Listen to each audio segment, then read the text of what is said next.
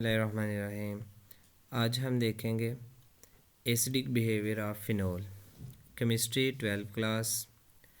तो acidic behaviour of phenol, पहले आप फिनोल के बारे में जानते हैं। फिनोल कोई ऐसा कंपाउंड है जिसमें बेंजीन के साथ OH ग्रुप डायरेक्टली बेंजीन की कार्बन के साथ अटैच है।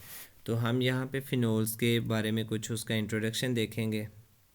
तो जो पहली चीज़ यहाँ पे फ़िनोल्स के बारे में है वो ये है कि जो फ़िनोल्स हैं वो ज़्यादा एसिडिक हैं दैन अल्कोहल्स। वो अल्कोहल्स की निस्बत क्या है, ज़्यादा एसिडिक हैं, और वो कार्बोक्सिलिक एसिड की निस्बत कम एसिडिक हैं। तो ये पहला पॉइंट याद रखिएगा। उसके बाद सेकंड है कि they are soluble in alkalis. ये जो अल्कलीज़ होती हैं उनमें क्या है, ये सॉल्युबल हैं।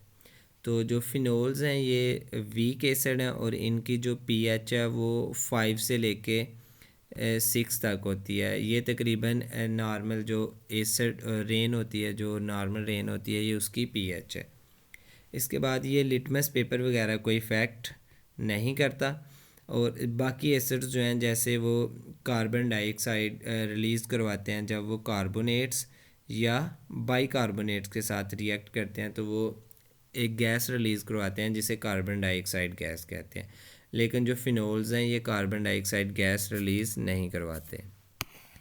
नेक्स्ट आ जाता है इसकी डिसोसिएशन वैल्यू, इसका डिसोसिएशन कांस्टेंट कि ये वाटर में कितना डिसोसिएट हो सकता है।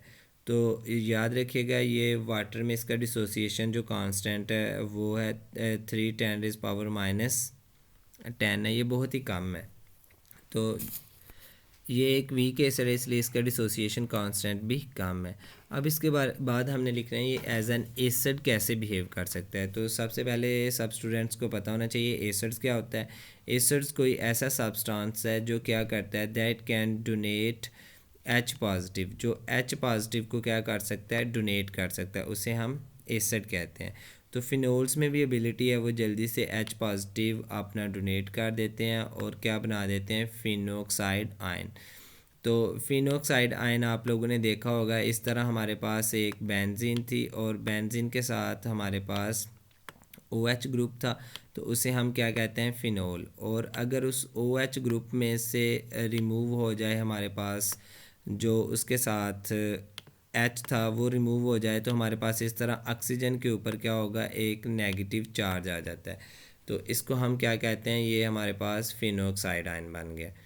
तो फिनोक्साइड आयन जो है ये ज़्यादा स्टेबल होते हैं। इनकी रीज़न्स क्या है, फिनोक्साइड आयन के ऊपर जो नेगेटिव चार्ज होता है, उसके ऊपर जो नेगेटिव चार्ज है वो क्या होता है, वो इससे जो ये जो नेगेटिव चार्ज है वो फिनोक्साइड का वो डीलोकलाइज्ड हो जाता है, जो फिनोल की बेंजीन है ना उसके पाई इलेक्ट्रॉन्स के साथ मिलके। इस तरह फिनोक्साइड आयन जो है वो ज़्यादा स्टेबल बन जाता है दैन एल्कोक्साइड आयन। अब एल्कोक्साइड आयन्स क्या होते हैं, जब एल्कोक्साइड आयन्स अल्कोहल से निकले, अल्कोहल्स जब H पॉजिटिव रिलीज़ करते हैं, जो नेगेटिव आयन बनता है उसे हम एल्कोक्साइड आयन कहते हैं। तो एल्कोक्साइड आयन से वो ज़्यादा स्टेबल हो जाते हैं, जिसकी वजह से जो हमारा फिनोक्साइड आयन है वो ज़्यादा स्टेबल है, और फिनोल जो H पॉजिटिव रिलीज़ करता है वो क्या हो जाता है, ज़्यादा स्टेबल हो जाता है। इसके बाद यहाँ से शॉर्ट क्वेश्चंस भी निकलता है कि phenols are more acidic than alcohols while both have OH group. तो इसकी रीज़न यही है कि जो फिनोक्साइड बनता है इसमें फिनोल में वो ज़्यादा स्टेबल है, और जो एल्कोक्साइड बनता है अल्कोहल्स में वो कम स्टेबल है। और स्टेबल होने और ना होने की रीज़न क्या है कि फिनोल्स में पाई इलेक्ट्रॉन्स होते हैं और अल्कोहल्स में पाई इलेक्ट्रॉन्स नहीं होते। और अगर उसमें पाई इलेक्ट्रॉन्स आ भी जाएँ तो उसमें बेंजीन की तरह की रेजोनेंस नहीं होती, पाई इलेक्ट्रॉन्स डीलोकलाइज्ड नहीं होते। तो यहाँ पे जो नेगेटिव चार्ज होगा वो डीलोकलाइज्ड हो जाता है।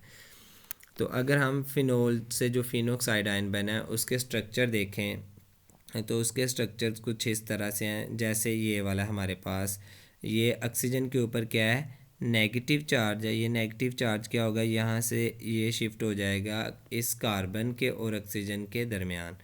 तो यहाँ पे अब अगर ऑक्सीजन के दरमियान डबल बॉन्ड बन जाए तो हम इस कार्बन, यहाँ पे जो कार्बन है इसको काउंट करें तो इसके बॉन्ड 5 हो जाएंगे। तो ये जल्दी से ये जो पाई इलेक्ट्रॉन्स हैं इन सब को शिफ्ट कर देगी इस कॉर्नर वाली कार्बन के ऊपर। और अब नेगेटिव चार्ज कहाँ पे आ गया, नेगेटिव इस कार्बन के ऊपर नेगेटिव चार्ज आ गया, ऑक्सीजन से वो शिफ्ट हो गया इस कार्बन के ऊपर। अब नेक्स्ट ये जो पाई यहाँ पे जो इलेक्ट्रॉन डेंसिटी होगी नेगेटिव चार्ज की, वो यहाँ पे डबल बॉन्ड क्रिएट कर देगी और ये नेक्स्ट जो डबल बॉन्ड है वो यहाँ पे शिफ्ट हो जाएगा और इस कार्बन के ऊपर नेगेटिव चार्ज आ जाएगा जैसे इस स्ट्रक्चर में आया। अब ये नेक्स्ट इस बॉन्ड को डबल कर देगा और ये जो पाई इलेक्ट्रॉन्स हैं ये इस पे शिफ्ट होंगे और ये नेगेटिव चार्ज यहाँ पे आ जाएगा। अब जो यहाँ पे ये नेगेटिव चार्ज है ये फिर से यहाँ पे शिफ्ट होगा और यहाँ डबल बॉन्ड हो जाएगा और ये वाला जो डबल बॉन्ड है ये शिफ्ट हो जाएगा इस कार्बन के ऊपर। कुछ बुक्स में जो यहाँ पे एक स्ट्रक्चर बना है उसमें भी ये फिर से ये डबल बॉन्ड शो किया और ऊपर नेगेटिव चार्ज भी शो किया। तो जब ये इधर शिफ्ट होगा यहाँ से बॉन्ड ब्रेक हो जाएगा और हमारे पास फिर से फिनोक्साइड बन जाएगा। ये इसकी डिफरेंट रेजोनेंस स्ट्रक्चर्स हैं और ये जो डबल एरो यूज़ किया है ये रेजोनेंस स्ट्रक्चर को शो करता है। तो इनकी नेक्स्ट है रिलेटिव एसिडिक स्ट्रेंथ हम देखेंगे।